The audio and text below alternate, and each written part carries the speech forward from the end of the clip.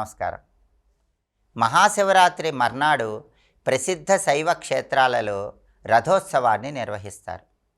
రథోత్సవాన్ని నిర్వహిస్తున్నప్పుడు ఆ రథోత్సవాన్ని దర్శనం చేసుకుంటే శివానుగ్రహం సులభంగా కలుగుతుంది. దానికి కారణం ఏంటంటే శివమహాపురాణం విద్యేశ్వర సంహితలో చెప్పిన షడ్లింగ అర్చనా విధానాల్లో ఉకారలింగ అర్చన అని ఒక ప్రత్యేకమైన అర్చన చెప్పారు. ఉకారలింగం అంటే అర్థం ఏంటంటే ఎప్పుడైనా సరే ఊరేగింపులు జరుగుతున్నా, పల్లకీల్లో ఉత్సవాలు జరుగుతున్నా, రథోత్సవాలు జరుగుతున్నా ఆ ఉత్సవాలలో ఉన్నటువంటి మూల విరాట్ విగ్రహాన్ని దర్శనం చేసుకుంటే ఉకారలింగం అనే శివలింగానికి అర్చన చేసిన ఫలితం కలుగుతుందని శివమహాపురాణం విద్యేశ్వర సంహితలో చెప్పారు. కాబట్టి షడ్లింగ అర్చనలలో ఉకారలింగం అనే ఒక ప్రత్యేకమైన లింగం ఉంటుంది. ఉకారలింగం అంటే ఉత్సవాలు, ఊరేగింపులు, రథోత్సవాలు ఇటువంటివి జరిగేటప్పుడు ఉన్న విగ్రహాన్ని దర్శనం చేసుకోవటమే ఉకారలింగ అర్చన.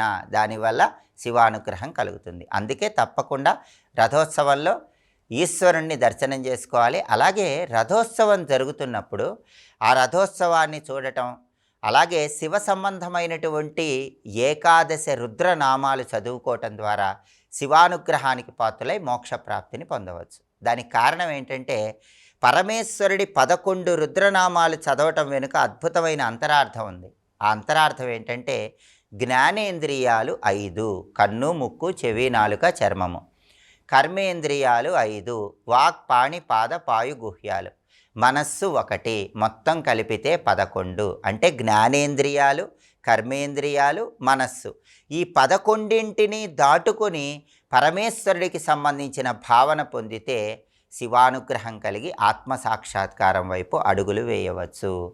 రథోత్సవం అంటేనే శరీరం అనే రథంలో పరమేశ్వరుడు ఆత్మగా ఉన్నాడు, ఆ ఆత్మగా ఉన్న పరమేశ్వరుడిని దర్శనం చేసుకోమని చెప్పటం. కాబట్టి రథోత్సవం సందర్భంగా అందరూ పరమేశ్వరుడికి సంబంధించిన ఏకాదశి రుద్రమంత్రాలు చదువుకోవాలి. ఆ ఏకాదశి రుద్రమంత్రాలు ఏంటో ఇప్పుడు మనం చూద్దాం. ఓం కపాలినే నమః, ఓం పింగళాయ నమః, ఓం భీమాయ నమః, ఓం విరూపాక్షాయ నమః, ఓం విలోహితాయ నమః, ఓం శాస్తే నమః, ఓం అజపాదాయ నమః, ఓం అహిర్బుద్ధ్యాయ నమః, ఓం శంభవే నమః, ఓం చండాయ నమః, ఓం భవాయ నమః. పరమేశ్వరుడికి సంబంధించిన ఏకాదశి రుద్రనామాలు. ఈ ఏకాదశి రుద్రనామాలు ఎవరైతే ప్రసిద్ధ శైవ క్షేత్రాల్లో రథోత్సవం సందర్భంగా ఆ రథోత్సవాన్ని దర్శనం చేసుకుంటూ పఠిస్తారో వాళ్ళు శివానుగ్రహానికి సులభంగా పాత్రులు కావచ్చు. రథోత్సవాన్ని దర్శనం చేసుకోలేని వాళ్ళు మీ గృహంలో అయినా సరే రథోత్సవం సందర్భంగా ఈ ఏకాదశి రుద్రనామాలు చదువుకోండి. పరమేశ్వరుడి సంపూర్ణమైన అనుగ్రహానికి సులభంగా పాత్రులు కావచ్చు. అలాగే అందరూ కూడా శివరాత్రి రోజంతా కూడా జాగరణ చేసి మర్నాడు ఉదయం నిద్రకు ఉపక్రమిస్తూ ఉంటారు.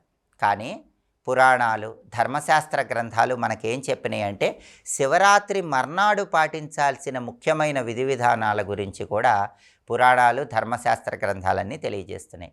శివరాత్రి రోజు రాత్రంతా జాగరణ చేసిన తర్వాత మర్నాడు ఉదయం స్నానం చేసి శివపూజ చేసుకున్నాక వెంటనే నిద్రకు ఉపక్రమించకుండా సాయంకాలం వరకు ఉండి సాయంకాలం ఆకాశంలో నక్షత్ర దర్శనం చేసి ఆ తర్వాత భోజనం స్వీకరించి నిద్రకు ఉపక్రమిస్తే శివరాత్రి జాగరణ ఫలితం కొన్ని వేల రెట్లు ఉంటుందని కూడా ప్రామాణిక పౌరాణిక గ్రంథాలన్నీ తెలియజేస్తున్నాయి. అలాగే శివరాత్రి మర్నాడు పరమేశ్వరుడికి భక్ష్య, భోజ్య, లేహ్య, చోష్య ఇలా 4 రకరకాలైనటువంటి పదార్థాలు నైవేద్యంగా సమర్పించి ఇంకా వీలైతే సాయంకాలం ఎవరైనా అతిథికి భోజనం పెట్టి ఆ తర్వాత మీరు భోజనం స్వీకరించి అప్పుడు నిద్రకు ఉపక్రమించినట్లయితే శివరాత్రి జాగరణ వల్ల వచ్చే ఫలితాన్ని తప్పకుండా కొన్ని వందల రెట్లు ఎక్కువగా పొందవచ్చని ప్రామాణిక గ్రంథాల్లో చెప్పారు. కాబట్టి ఈ ప్రత్యేకమైన విధి విధానాన్ని పాటించండి. అలాగే ప్రసిద్ధ శైవ క్షేత్రాల్లో కొన్ని చోట్ల శివరాత్రి మర్నాడు కూడా శివ కళ్యాణం నిర్వహిస్తూ ఉంటారు. కొన్ని శైవ క్షేత్రాల్లో శివరాత్రి అర్ధరాత్రి సమయంలో నిర్వహిస్తారు, మరికొన్ని శైవ క్షేత్రాల్లో మర్నాడు నిర్వహిస్తూ ఉంటారు.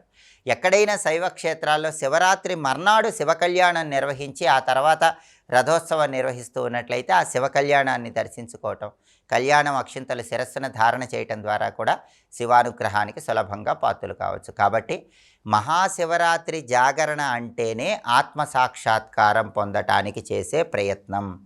మహాశివరాత్రి పూజ, మహాశివరాత్రి జాగరణ అంటేనే శరీరంలో ఆత్మ అనే శివుణ్ణి దర్శించుకోవటం. కాబట్టి ఆ స్థితికి ఎదగాలంటే, శివానుగ్రహం కలగాలంటే, రథోత్సవం సందర్భంగా శరీరం అనే రథంలో ఆత్మ అనే శివుణ్ణి దర్శించుకునే స్థితికి ఎదగాలంటే ప్రసిద్ధ శైవక్షేత్రాల్లో రథోత్సవం సందర్భంగా ఏ ఏకాదశి రుద్రనామాలు పఠించుకోవాలో ఇంకొకసారి చూద్దాము. మరి ఓం కపాలినే నమః, ఓం పింగళాయ నమః, ఓం భీమాయ నమః, ఓం విరూపాక్షాయ నమః, ఓం విలోహితాయ నమః, ఓం శాస్తే నమః, ఓం అజపాదాయ నమః, ఓం అహిర్బుధ్నాయ నమః, ఓం శంభవే నమః, ఓం చండాయ నమః, ఓం భవాయ నమః.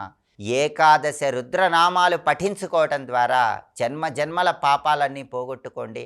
శివానుగ్రహానికి పాత్రులై మోక్షప్రాప్తి వైపు అడుగులు వేయండి. స్వస్తి.